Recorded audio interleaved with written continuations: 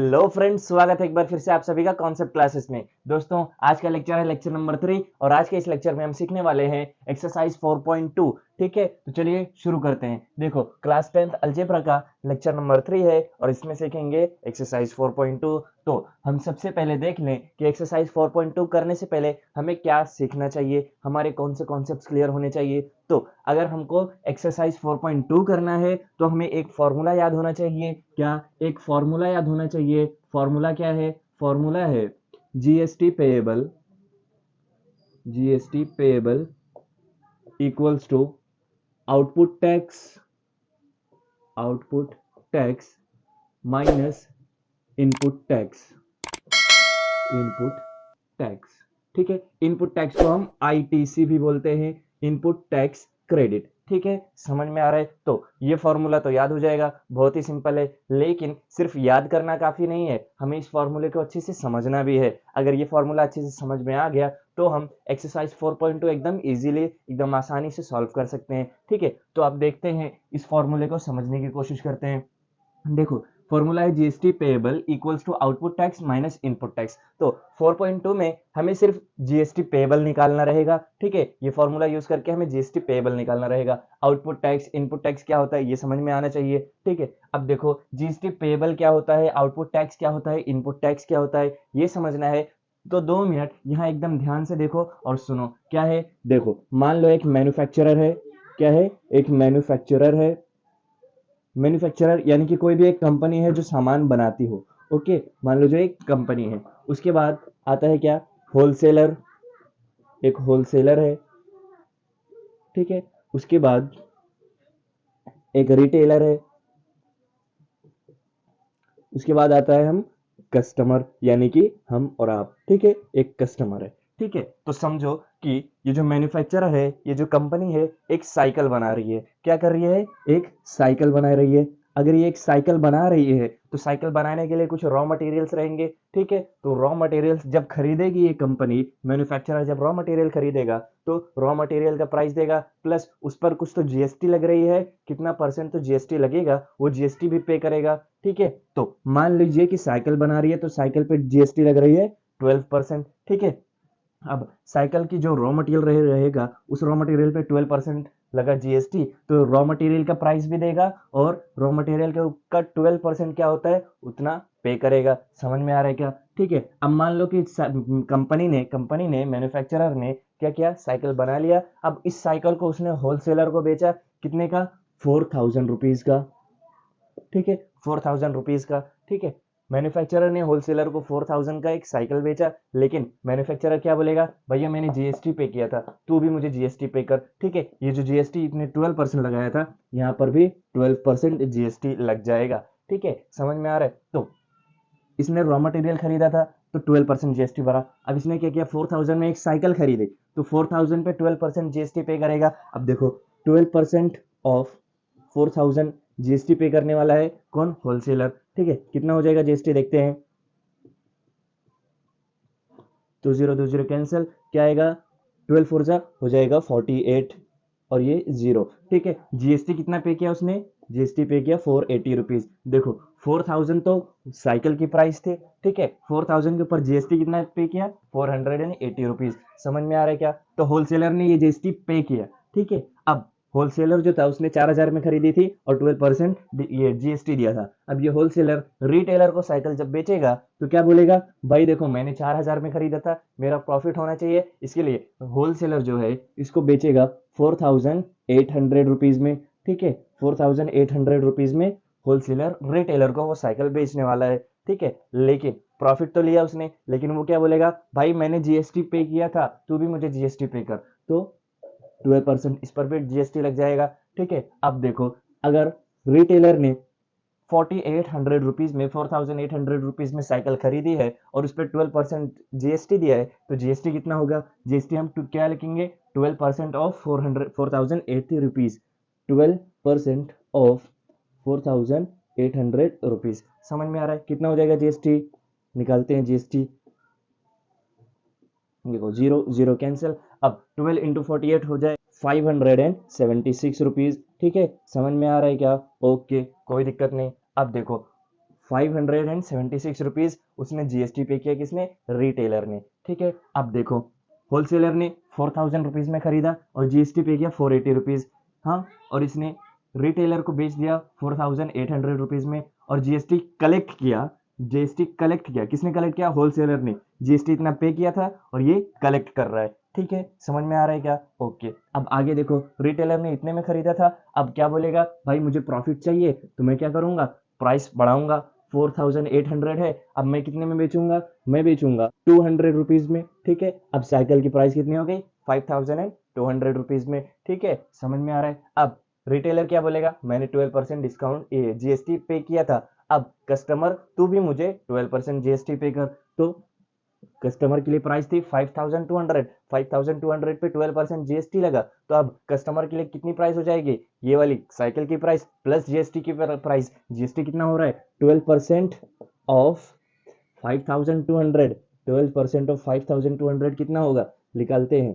12/100 into 5200। ठीक है, दो जीरो कैंसिल। 12 इंटू 52 करेंगे तो आंसर आए 624 रुपीज। ठीक है, समझ में आ रहा है क्या? तो कस्टमर के लिए साइकिल की प्राइस क्या हुई? 5200, साइकिल की original price plus GST 625 rupees. ठीक है, अब देखो इसमें जीएसटी पेबल क्या है, आउटपुट टैक्स क्या है, इनपुट टैक्स क्या है, कैसे फाइंड करेंगे? तो देखो हम होलसेलर और रिटेलर का output tax, input tax find कर सकते हैं। ठीक है, क्योंकि कस्टमर और मैन्युफैक्चरर ने कितना जीएसटी पे किया था ये नहीं बताया है। 12% तो पे किया था, लेकिन साइकिल के जो रॉ मटेरियल था उसका प्राइस हमें नहीं पता है। और ये कस्टमर क्या है? कस्टमर तो एक बार जीएसटी पे कर दिया, लेकिन अब वो किसी और को बेचने वाला है क्या? नहीं, इसके लिए हमें इसका आउटपुट टैक्स नहीं मिल पाएगा। ठीक है, तो हम किसका? होलसेलर का और रिटेलर का क्या करेंगे? आउटपुट टैक्स और इनपुट टैक्स फाइंड कर सकते हैं, और इन दोनों का output tax, input tax find करने के बाद हम इसका जीएसटी पेएबल भी फाइंड कर सकते हैं। देखो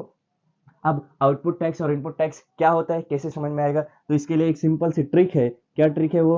हमारी ट्रिक है कि देखो, अगर जीएसटी पे किया, जीएसटी पे किया है तो वो रहेगा इनपुट टैक्स, इनपुट टैक्स। ठीक है, और अगर जीएसटी कलेक्ट किया है,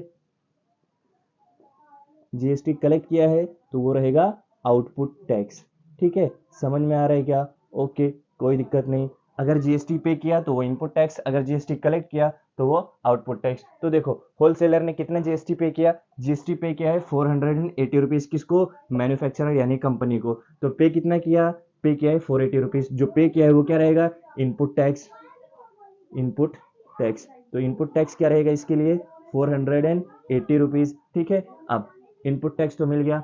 आउटपुट टैक्स क्या? कलेक्ट किया जी, होलसेलर ने रिटेलर से जीएसटी कलेक्ट किया है, कितना? 576। तो कलेक्ट किया यानी कि आउटपुट टैक्स है। जो कलेक्ट किया वो क्या है? आउटपुट टैक्स है। कितना कलेक्ट किया है? 576। ठीक है, समझ में आ रहा है क्या? अब देखो होलसेलर का इनपुट टैक्स, आउटपुट टैक्स मिल गया, तो होलसेलर के लिए जीएसटी पेएबल मिल जाएगा, कोई दिक्कत नहीं। अब रिटेलर के लिए देखो आउटपुट टैक्स क्या रहेगा, इनपुट टैक्स क्या रहेगा? पे किया, कितना पे किया है? 576। होलसेलर को पे कर दिया है, यानी कि पे किया तो क्या रहेगा ये? Input tax. इनपुट टैक्स कितना है? इनपुट टैक्स है 576 रुपीज। ठीक है, और आउटपुट टैक्स कलेक्ट कितना किया रिटेलर ने? रिटेलर ने कलेक्ट किया है कस्टमर से, कितना? 624। तो आउटपुट टैक्स क्या बनेगा? आउटपुट टैक्स बनेगा 624 रुपीज। ठीक है, समझ में आ रहा है? रिटेलर का आउटपुट टैक्स और इनपुट टैक्स मिल गया, यानी कि जीएसटी पेएबल हम निकाल सकते हैं। समझ में आ रहा है? कोई दिक्कत नहीं। तो बस होप इतना समझ में आया होगा आपको। ठीक है, अब हम स्टार्ट करते हैं हमारा एक्सरसाइज 4.2 और करते हैं इसके सारे क्वेश्चन। ठीक है, 4.2 में क्वेश्चन नंबर 1 क्या दिया हुआ है? देखो क्वेश्चन नंबर 1 हमें बोला है कि Chetna store paid total GST of rupees 1,05,000 at the time of purchase and collected GST of rupees 1,22,500 at the time of sale during 1st of July 2017 to 31st July 2017. Find the GST payable by Chetna stores. तो यहाँ देखो चेतना store ने क्या किया? GST कितना collect किया? Sorry, चेतना store paid total GST, पे किया, कितना पे किया? पे किया है पेड जीएसटी। जीएसटी कितना पे किया है? 1,05,000 रुपीज। ठीक है, समझ में आ रहा है? जीएसटी पे पेड कितना किया? 1,05,000 रुपीज। उसके बाद कलेक्टेड जीएसटी ऑफ रुपीज 1,22,500, कितना कलेक्ट किया? कलेक्टेड जीएसटी कितना है, कलेक्टेड जीएसटी है 1,22,500 रुपीज। ठीक है, समझ में आ रहा है। हमें क्या करना है, जीएसटी पेएबल निकालना है। तो यहाँ देखो पेड जीएसटी है यानी कि इनपुट टैक्स लिखेंगे, देयरफॉर इनपुट टैक्स कितना है हमारे पास, इनपुट टैक्स है 1,05,000 रुपीज। ठीक है, और आउटपुट टैक्स यानी कितना कलेक्ट किया है, तो आउटपुट टैक्स क्या है हमारे पास, आउटपुट टैक्स है 1,22,500, 1,22,500 रुपीज। ठीक है, तो जीएसटी पेएबल क्या होता है, जीएसटी पेएबल होता है, जीएसटी पेएबल होता है output tax minus, output tax, tax भी लिखता हूं, output tax minus input tax. ठीक है, अब देखो आउटपुट टैक्स है हमारे पास, इनपुट टैक्स है हमारे पास, हमें क्या फाइंड करने बोला, जीएसटी पेएबल। जीएसटी पेएबल क्या हो जाएगा, output tax minus input tax, यानी कि 1,22,500 रुपीज माइनस 1,05,000 रुपीज। ठीक है, क्या आंसर आएगा, आंसर आएगा 22,000 रुपीज। ठीक है, समझ में आ रहा है। देयरफॉर लिखेंगे कि Chetna store, Chetna stores payable GST is,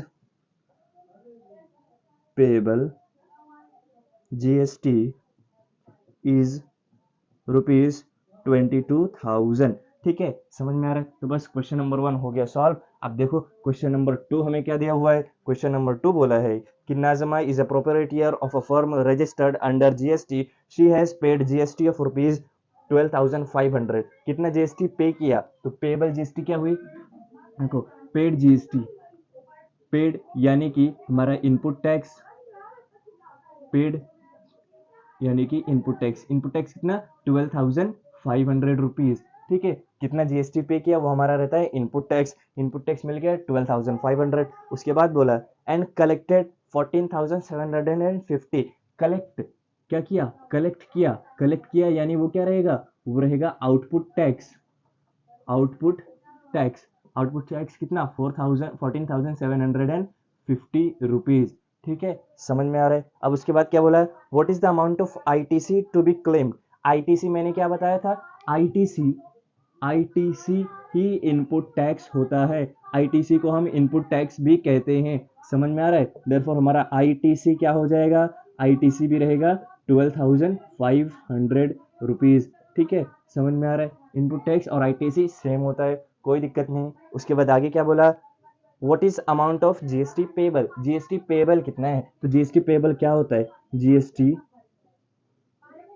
payable, GST payable क्या होता है, output tax, output tax minus ITC, input tax credit यानी कि इनपुट टैक्स। ठीक है, अब देखो जीएसटी पेएबल में हमें आउटपुट टैक्स दिया हुआ है 14,750 माइनस आईटीसी क्या है 12,500 रुपीज। आंसर क्या आ जाएगा, आंसर 2,250 रुपीज। ठीक है, समझ में आ रहा है। तो बस इतना ही है हमारा क्वेश्चन नंबर, हमारा क्वेश्चन नंबर 2। ठीक है, और इतना लिख लीजिए। ठीक है, अब देखो ये वीडियो थोड़ा ज़्यादा लंबा हो रहा है, इसके लिए हम बाकी के क्वेश्चंस करेंगे नेक्स्ट वीडियो में। ठीक है, तब तक के लिए बाय बाय।